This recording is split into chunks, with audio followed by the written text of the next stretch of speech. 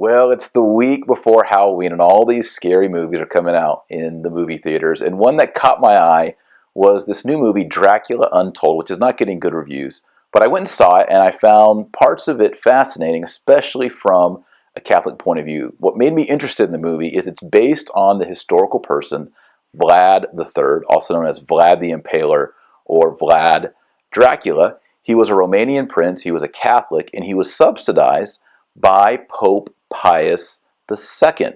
In 1453, the Turkish Muslims conquered Constantinople, and this opened the gateway for the Muslims to begin to move west, and their ultimate goal was to take over all of Europe and turn St. Peter's Basilica into a mosque. So this alarmed the Christian West, and especially the Pope. So he was sending funds to this Romanian prince to fight them off. This is Vlad Dracula. So this movie takes the historical person of Vlad Dracula and then sort of coats it or covers it with the myth of Dracula as a vampire. And what I found fascinating about this movie is it depicts Dracula, Vlad Dracula, as selling his soul to the devil in order to get superpowers to fight the Turks. It's a kind of a cheesy or unusual plot twist, but that's what happens in the movie. Sorry, spoiler alert, I should have given you one. Anyway, he sells his soul to the devil and he gets these powers. And this leads into this whole idea of what a vampire is. A vampire in the old Bram Stoker tradition is a man or a woman who has handed over his soul, has sold his soul or her soul to the devil. In other words, it's a demoniac, someone who is possessed.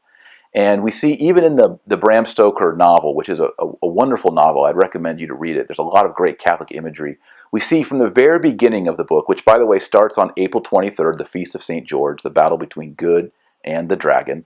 We see in that book that rosaries, holy water, crucifixes, and crosses repel the vampire. It repels Dracula because Dracula is possessed by the devil.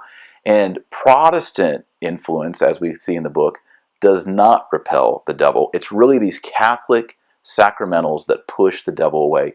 And we see, especially in the book, that it's the Eucharist. There's some unorthodox things that happen to the Eucharist in these books, but the Eucharist itself is the perfect weapon, the perfect repellent against the vampire, because the Eucharist is Jesus Christ himself. And that kind of leads us into this theological reflection of what a vampire is.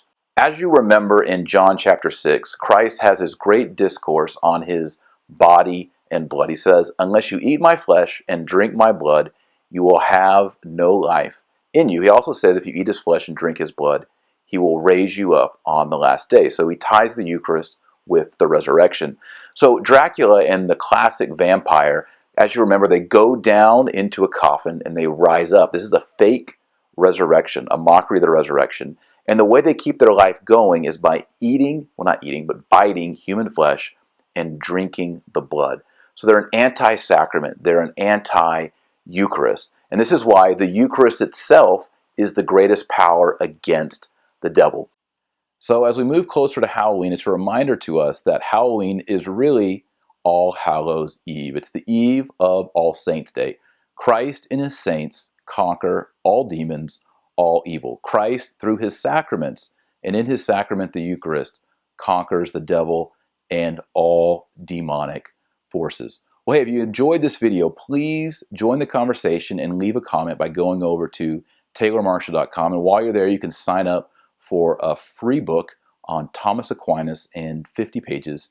Also, if you enjoyed this video and you want to get more, please hit the subscribe button. These videos come out every week. Well, thanks so much for watching. God bless, and we'll see you next time. 7.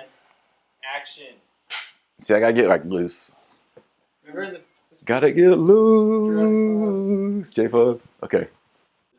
I think cemetery is like a sanitized version of graveyard. Graveyard. Graveyard. We go into the graveyard. Grave the dead souls. Yeah.